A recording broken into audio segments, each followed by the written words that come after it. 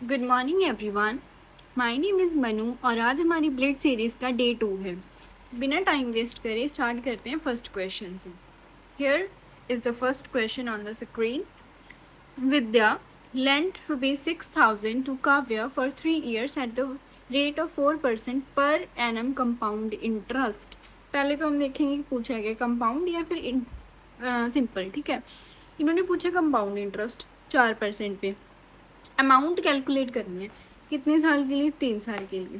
तो पहले तो देख लो 3 साल का कितना आ जाएगा। ये ना एक ट्रिक है मेरे पास, बताती हूँ आपको। ये जो है 3 3 3 ऐसे इसका आ जाता है इंटरेस्ट। अगर आपको कैलकुलेट करना है तो ऐसे इसका इंटरेस्ट हम निकाल सकते हैं। ठीक है, अब अगर हम 6,000 का निकालेंगे ऐसे 4% करके, देखो 6,000 का 4% कितना हो जाएगा, 240। ये आ जाएगा। 240 का फर्दर 4% कर दूँ। ठीक है, 240 का 4% कितना आ जाएगा, तो इसका करेंगे 96। ठीक है, 9.6 ये आ जाएगा। और इसकी जो वैल्यू आएगी ये तो नेगलेक्टेड है, क्यों? क्योंकि 0.0 समथिंग समथिंग आएगी। ठीक है, जब इसमें पॉइंट है तो इसमें कितना होगा, है ना? कर ऐसे देख सकते हो आप। ठीक है, फिर इसको मल्टीप्लाई कर लेते हैं 3 से। करेंगे कितना आ जाएगा, 72। ये आ गया। इसको ऐड कर लो, फिर इसको मल्टीप्लाई कर लो इससे। ये कितना आ जाएगा हमारे पास, पॉइंट है इधर, तो ये 8 यहाँ पे आ जाएगा पॉइंट के बाद। ठीक है, ये ऊपर एक कैरी चला जाएगा और यहाँ पे आ जाएगा 288। ठीक है जी, 0.884। तो इससे स्लाइटली बड़ा आंसर आएगा।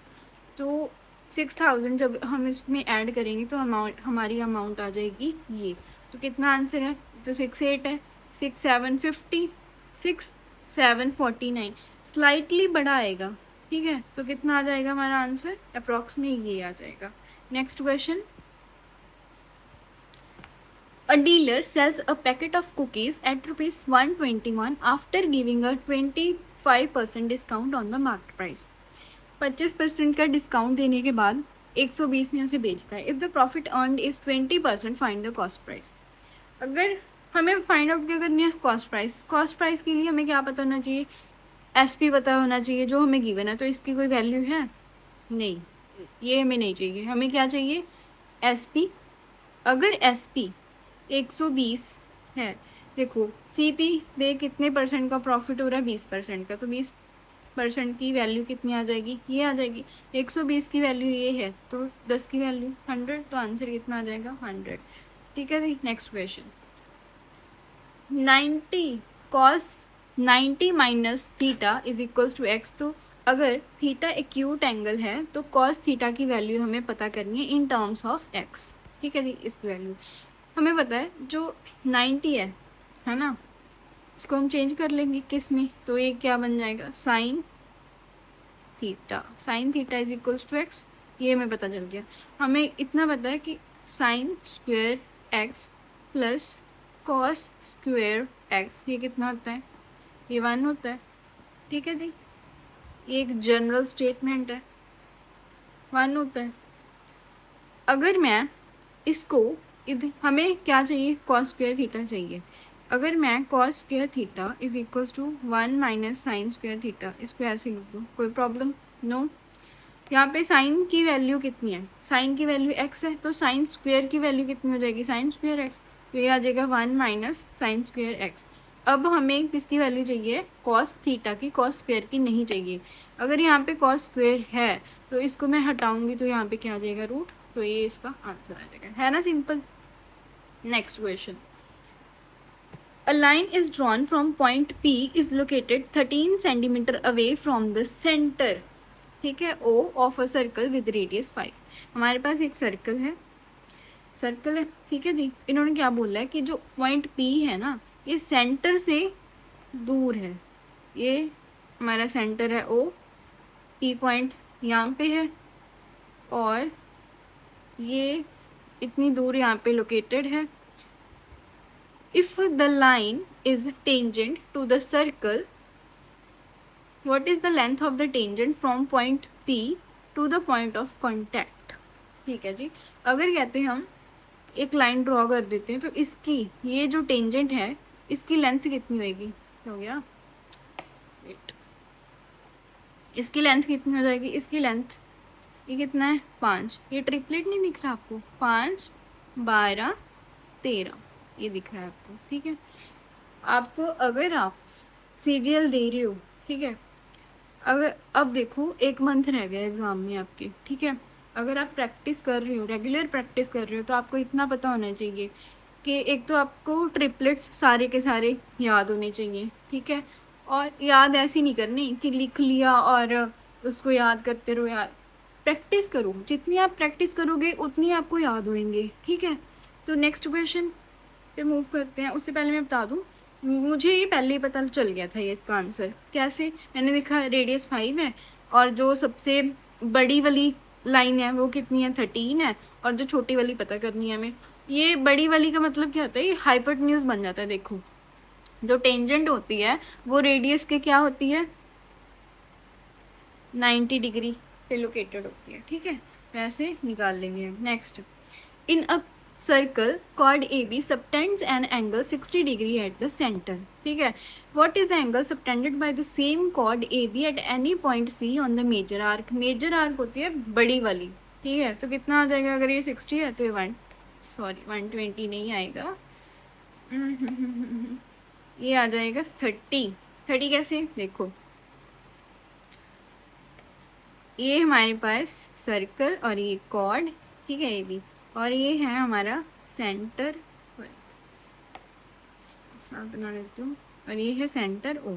ठीक है, यहाँ पे सेंटर पे ये बना रहा है 60, और इन्होंने पूछा है कि कोई भी पॉइंट है मेजर आर्क। मेजर आर्क कौन सी होती है, ये जो है ये है स्मॉलर आर्क, और ये बड़ी वाली जो है ये सारी, इसको बोलते हैं मेजर आर्क। ठीक है जी, तो मेजर आर्क पे हमेशा ही ये इसका हाफ रिप्रेजेंट, अगर ये मान लो ये थीटा है तो यहाँ पे एंगल θ/2 आ जाएगा, इसका हाफ होएगा। ठीक है, याद रखना है। Next question, in a circle a cord PQ, एक सर्कल है उसमें एक कॉर्ड है जो सबटेंड कर रही है एक angle 50 degree on point R on the circumference. Circumference क्या होता है, ये पूरे का पूरा ये सर्कम्फेरेंस है, इसके ऊपर 50 डिग्री एंगल बना रही है। ठीक है, what is the angle it subtends at the point S on the circumference on the same side R। कितना बनाएगी 50। कैसे देखो, हमारे पास एक कॉर्ड है PQ, ठीक है, PQ है, ये सर्कम्फेरेंस पे एक एंगल बना रही है, R ले लिया 50। ठीक है, 50 कहते ये क्या एंगल सबटेंड करेगी, सेम साइड पे एक और एंगल है जिसका नाम है S। ये भी एक जनरल ट्रूथ है कि कोई भी अगर सेम कॉर्ड है, सेम आर्क है, वो एंगल रिप्रेजेंट कर रही है सेम आर्क पे, तो वो कितना होएगा सेम, वो एंगल भी क्या हो जाएगा, सेम हो जाएगा। ठीक है जी, सेम सेगमेंट पे सेम आर्क पे जो भी एंगल वो एक साइड पे रिप्रेजेंट करेगी तो उसके सामने वाला एंगल वो भी सेम होगा। ठीक है, next question, a circle with a radius 20 centimetre. ठीक है, कहते एक सर्कल है जिसका रेडियस है 20 सेंटीमीटर, कॉर्ड है लेंथ 32 सेंटीमीटर। देखो ये रही, ऐसे ड्रॉ करेंगे हम इसको, ये रेडियस आ गया इसका, पूरे की इसकी लेंथ कितनी है 32, हाफ की कितनी हो जाएगी 16। ये आपको ट्रिपलेट नहीं दिख रहा, 12 16 20 ट्रिपलेट नहीं दिख रहा, तो इसका आंसर क्या आ जाएगा 12।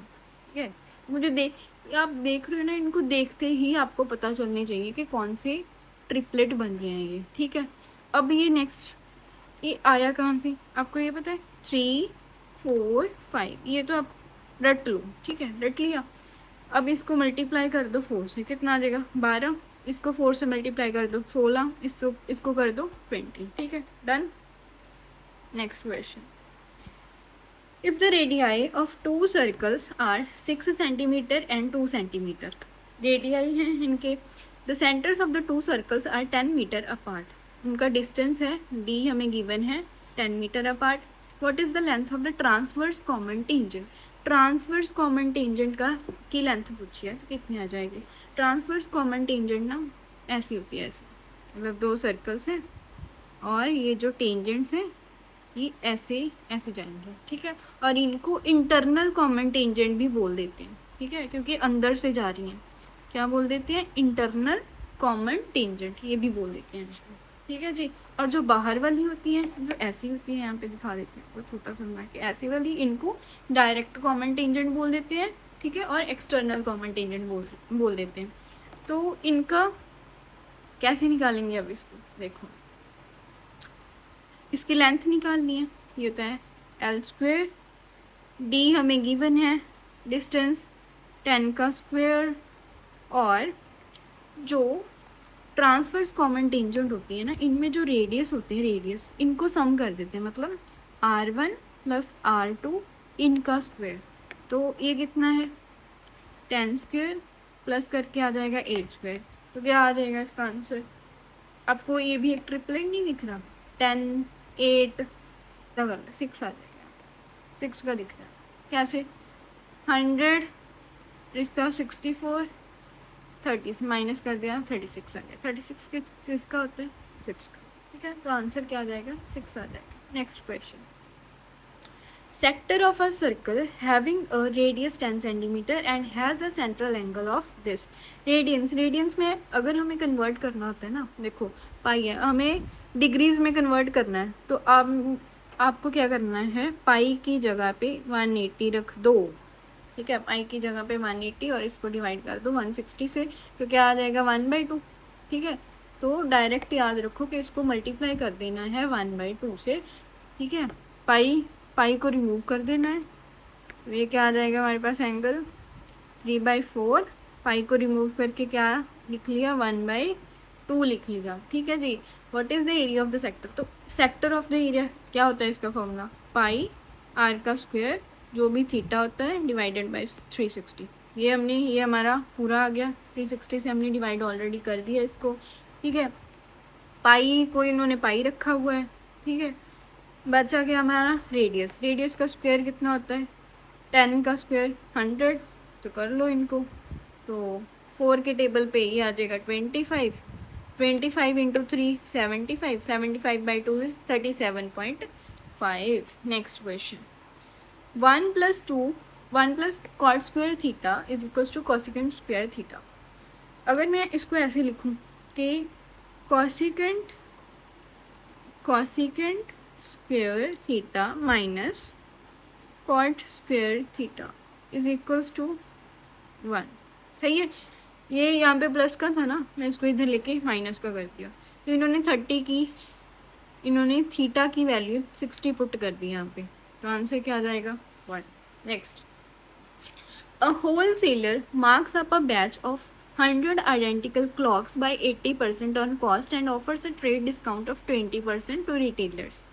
A retailer purchases all the clocks and spends rupees 48,000. What is the cost price per clock for the wholesaler? कहते हैं कॉस्ट प्राइस क्या होएगी? कॉस्ट प्राइस क्या होगी एक क्लॉक की फॉर द होलसेलर? होलसेलर ने कितने पे किए हैं? ये उसकी क्या है? एसपी है, कितने पे किए हैं उसने, ठीक है। ये तो होलसेलर ने मार्क कर दिया था इसको, हमें इसकी ज़रूरत नहीं है, हमें पूछा क्या? पर क्लॉक की पूछा 80%। तो एसपी और एमपी की रेशो ले सकते हो आप, कितनी आ गई? इसको 180, क्योंकि 80% ज़्यादा है ना कॉस्ट सीपी से, ठीक है। कॉस्ट प्राइस से कितना ज़्यादा है? 80%। तो ये आ गया, ठीक है जी। नेक्स्ट, ये आ गई हमारी एमपी आ गई है पूरी। इस पे उसने क्या दे दिया? डिस्काउंट दे दिया, कितने का? 25% का। तो सेलिंग प्राइस हमें गिवन है, तो सेलिंग प्राइस का कितना का? 3/4। इसकी वैल्यू कितनी है? ये है, ठीक है जी। इसे कट कर लो, 3 के टेबल पे ये जाएगा 16 पे, ये जाएगा अगेन 8 पे, और ये जाएगा 9 पे। इनको मल्टीप्लाई कर दिया, 8 4 जा 32,000 और एक ज़ीरो ही ये आ गया। डिवाइड, इधर क्या है? एमपी और सीपी की रेशो है इधर, तो 9, तो हमें CP निकालना है, तो CP कैसे आएगा, देखो 9 ये अप्रॉक्स जा रहा है 3 पे, ठीक है 3, और रिमाइंडर इज़ 50, और ये 45 35 पे आ जाएगा, तो 35 वाली एक ही ऑप्शन है, ये आपका आंसर हो जाएगा। ठीक है, तो ये सिर्फ समझाने के लिए इतना लिख रही हूँ, अदरवाइज़ इतना लिखने की ज़रूरत नहीं होती है। ठीक है, नेक्स्ट tan a की वैल्यू ये है। tan a क्या होता है, परपेंडिकुलर अपॉन बेस। पूछा क्या है, साइन b। साइन b क्या होता है, साइन a क्या होता है, परपेंडिकुलर अपॉन हाइपोटेन्यूज। तो ये लिख लेते हैं, परपेंडिकुलर क्या है 3 वाली, नीचे हाइपोटेन्यूज आ जाएगा। देखो इसका जो न्यूमरेटर है एक ही में वैल्यू ये है। अगर आपको निकालना है तो आपको वही मैंने बताया था, ट्रिपलेट याद होने चाहिए अगर आपको फास्ट कैलकुलेशन करनी है तो ये तो हमारा बेस है, बेस कितना है हमारा 4, हाइपोटेन्यूज कितना आ जाएगा हमारा 5 आ जाएगा, ये आप इसका आंसर आ जाएगा। अगर आपको निकालना है इस मेथड से बता देती हूँ कि hypotenuse is equals to perpendicular is equal plus base square, है ना, ये होते हैं। तो ये हमने निकालना है, परपेंडिकुलर कितना है 3 का स्क्वायर 9, बेस 4 का स्क्वायर 16, कितना हो गया 25, इसका कर दो अंडर रूट, कितना आ जाएगा 5, ये हमारा आ गया हाइपोटेन्यूज। नेक्स्ट क्वेश्चन, तो the average of 9 numbers is 63। 9 numbers की एवरेज 63 है, एक नंबर को रिमूव कर दिया, बच के कितने हमारे पास 60। जो जाने, इन्होंने पूछा है कि रिमूव्ड नंबर कितना आएगा, जो जाने वाला था वो कितने ज़्यादा लेके गया, ज़्यादा ही लेके गया ना, तभी तो एवरेज कम होगी। एवरेज सब में इक्वली डिवाइड होती है ना, वही है ना, कितने ज़्यादा लेके गया 63 तो लेके गया ही होगा।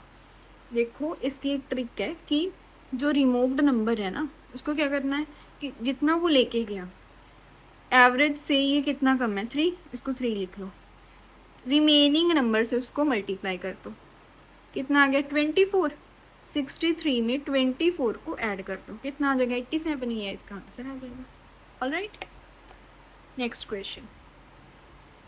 अगर किसी क्वेश्चन में दिक्कत लगे या ना समझ आए तो मुझे कमेंट में बता देना, मैं उसको एक बार अलग से दोबारा समझा दूँगी। ठीक है, अगर किसी और टॉपिक पे वीडियो चाहिए तो वो भी मुझे बता देना। ठीक है, in a company the average salary of 5 engineers, 5 engineers की सैलरी इतनी है। फिर वही क्वेश्चन कि एक इंजीनियर छोड़ के चला गया तो सैलरी इतनी बच गई। ठीक है, तो जो इंजीनियर छोड़ के गया उसकी कितनी होगी, लिखने की ज़रूरत है नहीं। अब देखो इतनी जो ज़ीरोज़ हैं, 3 ज़ीरोज़ यहाँ हैं, 3 ज़ीरो, इनको लिखने की ज़रूरत नहीं है, ये कट हो जाएंगी। ठीक है, इनको बाद में ऐड कर देना। 5 की कितनी है 60 है, ठीक है 60, ये तो रहेगी। कम कितनी है एवरेज से, 60 से 58 को माइनस कर दो, कितना आ गया 2, मल्टीप्लाई कर दो रिमेनिंग, पहले कितने थे 5 थे, एक छोड़ के चला गया, कितने हो गए 4 हो गए, 60 + 8 कितना आ जाएगा 68,000, ये इसका आंसर है। Next question, triangular storage prism है, किस शेप में है, ट्राइंगुलर शेप में है। ठीक है, लाइक मतलब कौन सी ट्राइंगल है, राइट एंगल ट्राइंगल है, उसकी जो लेंथ की रेशियो है ये है 5, 12, 13, वही आ गया ना, ट्रिपलेट बहुत यूज़ होते हैं ये।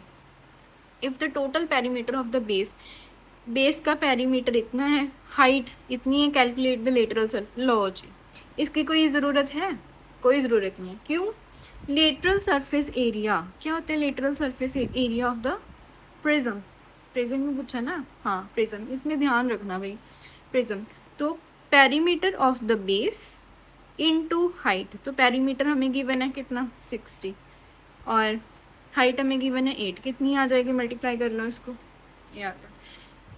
अगर आपको ये पता है फॉर्मूला तो आपको टाइम नहीं लगेगा इसमें बिल्कुल भी। ठीक है, और ये कैसे होगा, ये प्रैक्टिस से ही आपका होएगा। ठीक है, और सच बताना इसको करने में कितना टाइम लगा, 8 सेकेंड मैक्सिमम, 5 सेकेंड्स मैक्सिमम। ठीक है, इतना ही टाइम लेना है आपको। Next question, regular hexagonal nut, जो हेक्सागोनल होते हैं ना हेक्सागन, वो 6 इक्विलेटरल ट्राइंगल से मिलके बना होता है। ठीक है जी, 6 इक्विलेटरल ट्राइंगल से, इसकी जो साइड है, आउटर साइड 6 है, बड़ी साइड ले लो कि 6 है, और इनर हॉलो साइड कितनी है 3 है। What is the material approximate area in the cross section, जो इसका क्रॉस सेक्शन एरिया, जैसे सर्कल में हम ऐसे मान लेते हैं ना, ऐसे ये क्रॉस सेक्शन एरिया, वैसे ही हेक्सागोनल में जो इसका क्रॉस सेक्शन वाला एरिया है, ये वाला ये पूछा है इन्होंने। ठीक है जी, ये ड्राइंग बहुत गंदी है। तो क्या आ जाएगा, इसका फॉर्मूला क्या है, इसका एरिया का फॉर्मूला क्या होता है, एरिया 6 इंटू √3/4 इंटू ए का स्क्वेयर। तो ये कट हो जाएगी 3/2, इसको ऐसे लिखो, ठीक है, 3/2 √3 ए का स्क्वेयर। तो हमारे पास ये दो क्रॉस सेक्शन का एरिया कैसे निकालेंगे, ए का स्क्वेयर और छोटी वाली ए का स्क्वेयर। इसका स्क्वेयर कितना आ जाएगा 36, इसका स्क्वेयर कितना आ जाएगा 9, तो माइनस करेंगे कितना आ जाएगा हमारे पास 27। ठीक है जी, क्या आ गया ये 27 इंटू 3 कितना होता है 81, 81/2 इंटू √3, इसको 80 मान लो तो कितना आ गया ये 40। अप्रॉक्स पूछा है इन्होंने, देखो अप्रॉक्स, तो इसको 80 मान के हम कर लेते हैं। ये आ गया हमारे पास 40√3। मेरे पास थोड़ा सा स्पेस कम है यार, वेट इसी को ले लेती हूँ।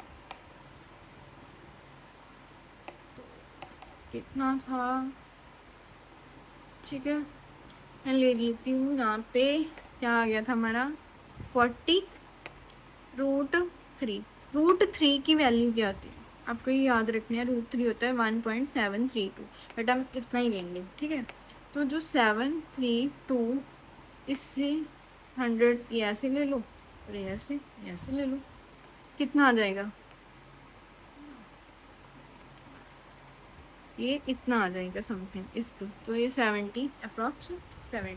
ठीक है जी, next, a man got 10% of the investment as profit. उसको इन्वेस्टमेंट का 10% एज अ प्रॉफिट मिल रहा है। उसकी इन्वेस्टमेंट कितनी है 5000 है, एंड द प्रॉफिट वॉज री इन्वेस्टेड, और उसने प्रॉफिट को क्या कर लिया, री इन्वेस्ट कर दिया फिर से। What will be the total value after the second year. इन्होंने, आपको पता है इन्होंने क्या पूछा है, इन्होंने इनडायरेक्टली कंपाउंड इंटरेस्ट पूछा है, इनडायरेक्टली कंपाउंड इंटरेस्ट पूछा है। ऐसे क्वेश्चंस में क्या करना है, 10% का सक्सेसिव ले लो, कितना आ जाएगा 21 आएगा, मुझे पता है, मैं आपको करके दिखा रही हूँ।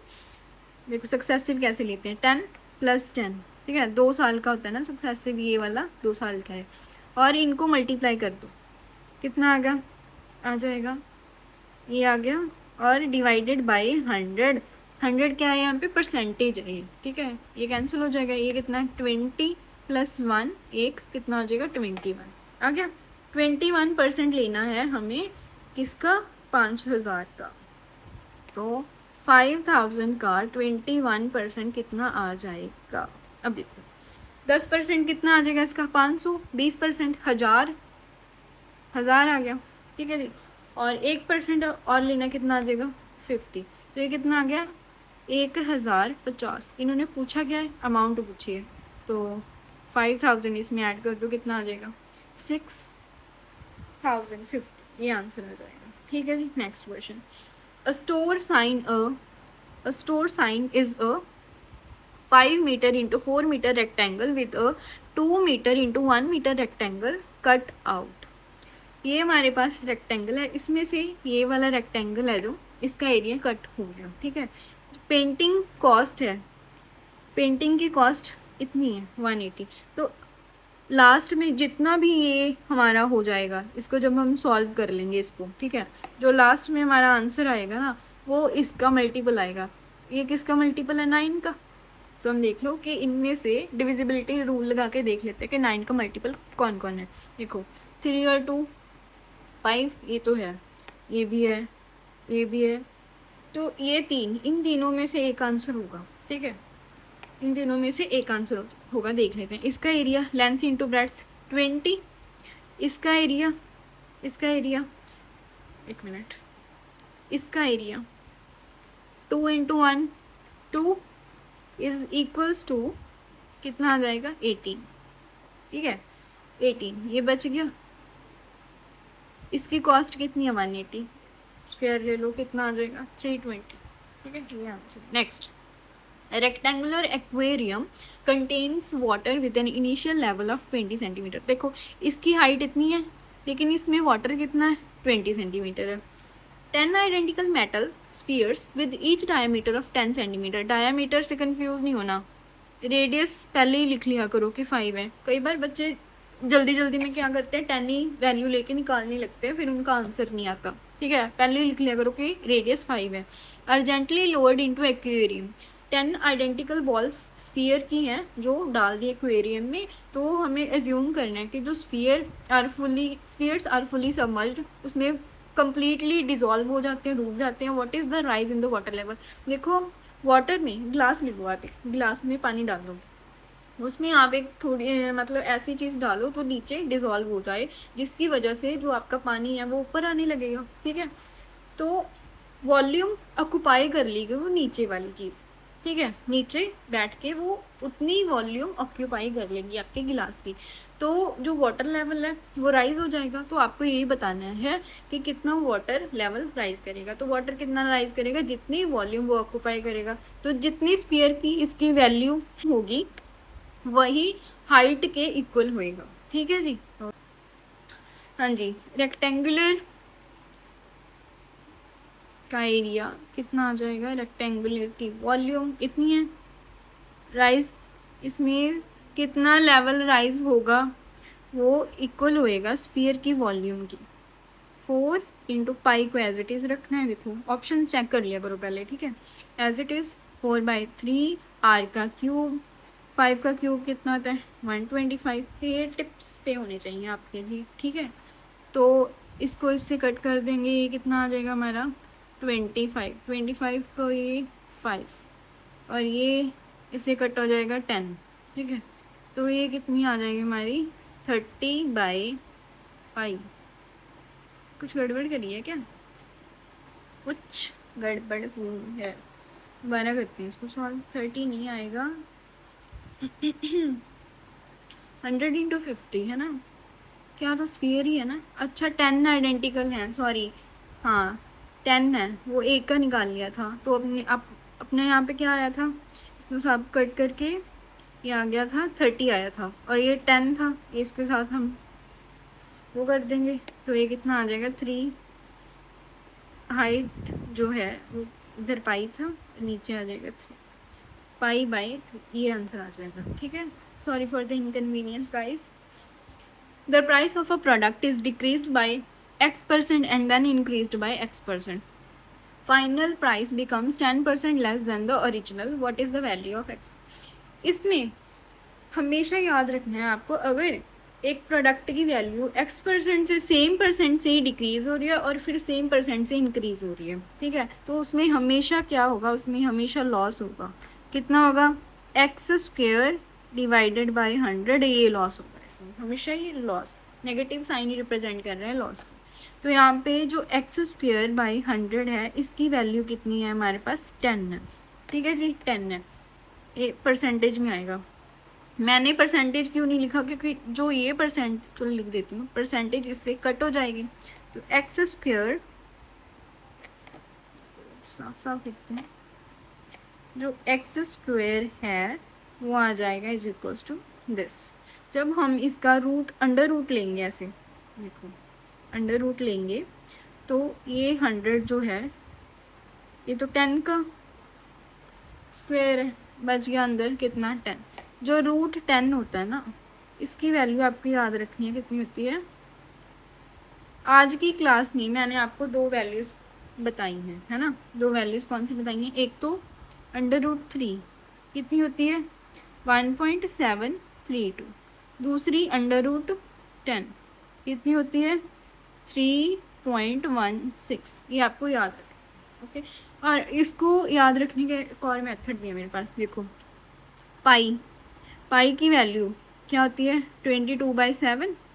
कई बार इन्होंने गिवन दिया होता है कि इसको ऐसे लिखो 3.14, बस इस 4 में 2 को ऐड कर दो, कितना आ जाएगा, है इजी मेथड। हाँ जी, तो 10 को मल्टीप्लाई कर दो इससे, ठीक है, इससे, ये 2 ज़ीरोस मैं नीचे ले आई, और इसको इससे कट कर दो तो कितना आ जाएगा 31.6। तो ये आंसर आ गया। Next question, a floor is this if tiles इतनी मीटर की यूज़ हो रही है, टाइल्स तो ऐसी होंगी ना, तो ये एक साइड का 1.5 और ये एक साइड का 1.5 ऐसे है। कहते हैं how many tiles are needed, कितनी टाइल्स चाहिए आपको। 12 को देखो, 12 को डिवाइड कर दो इससे, ठीक है, और ऐसे तो ऐसे करते हैं।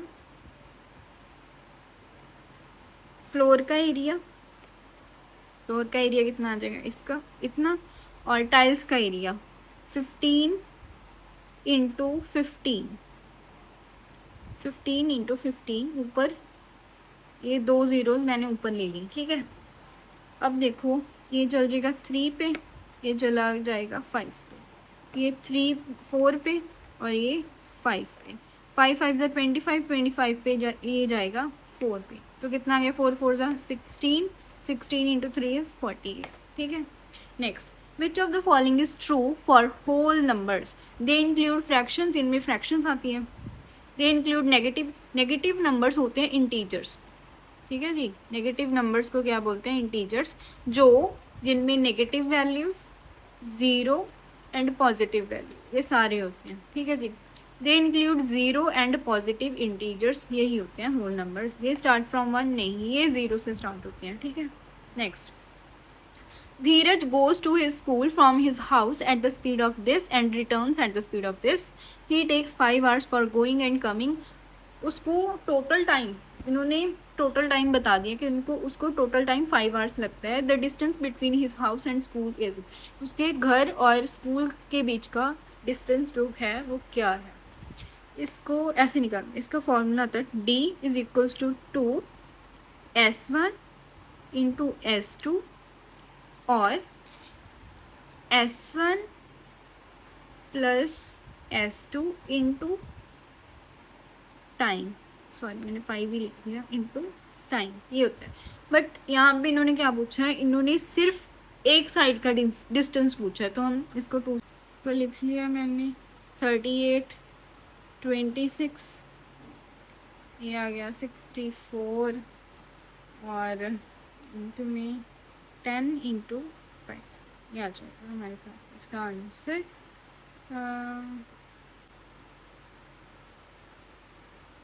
तो ये हमारे पास आ जाएगा 2 के टेबल पे ये जाएगा 13 पे, और 13 के ये जाएगा 19 पे, ये आ जाएगा 32, तो आ गया 19/13 इंटू 30, ये आ गया। उनको मल्टीप्लाई कर लो, देखो 0 1 27 3 और 9 कितना आ जाएगा 7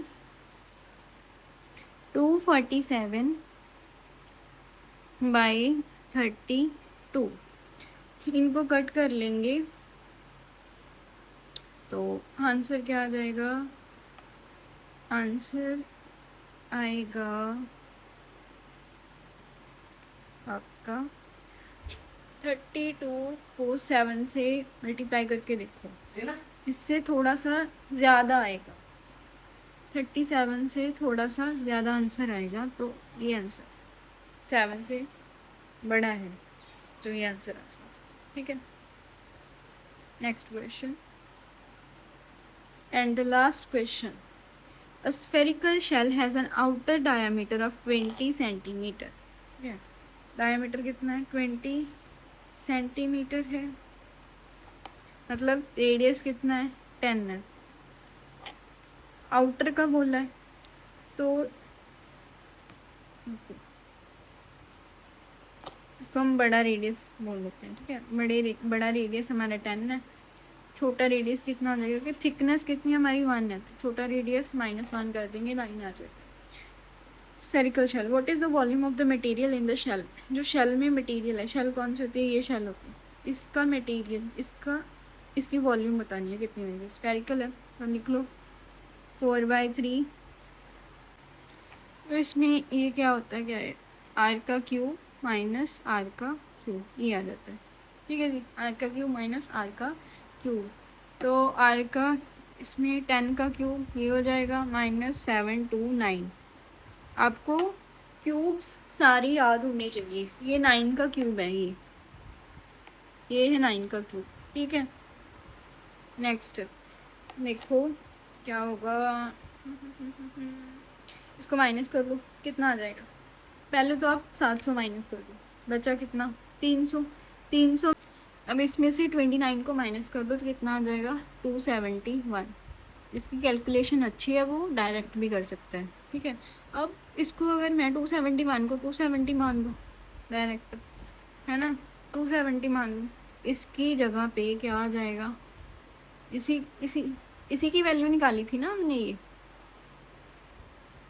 वैल्यू किसकी वैल्यू थी, ये वैल्यू थी इसकी R cube minus R cube की, कितनी आ गई थी 271। अगर मैं इसको 270 लिख लूँ, 0 से 0, ये गया 9 से, इनको मल्टीप्लाई करूँगी 36, 36 को 314 से मल्टीप्लाई करूँगी तो मैं माइंड कैलकुलेशन करूँगी यहाँ पे, ये आ जाएगा 4 0 8 8 4 9 4 समथिंग समथिंग ये आ जाएगा। नीचे 10 है तो ये यहाँ पे पॉइंट आएगा, तो 1130 के आसपास की वैल्यू है। 1130 एक ही ऑप्शन है, दिस इज द आंसर। एक ही ऑप्शन है ना 1130 के आसपास, तो यही आप अपना आंसर हो जाएगा। अगर आपको क्लास अच्छी लगी तो मेरे चैनल को सब्सक्राइब करना, और नेक्स्ट किस पार्ट पे आपको वीडियो चाहिए, कौन से टॉपिक पे, वो मुझे कमेंट कर देना। ठीक है, नेक्स्ट सीरीज़ को कंटिन्यू रखना ताकि आपका जो बेस है वो बना रहे। और ये स्पीड बूस्टर है, मैं यहाँ पे आपको ट्रिक्स बताऊंगी कि कैसे कैसे आपको अटेम्प्ट करनी है और आपकी स्पीड कैसे इंक्रीज़ होगी। ठीक है, थैंक यू सो मच।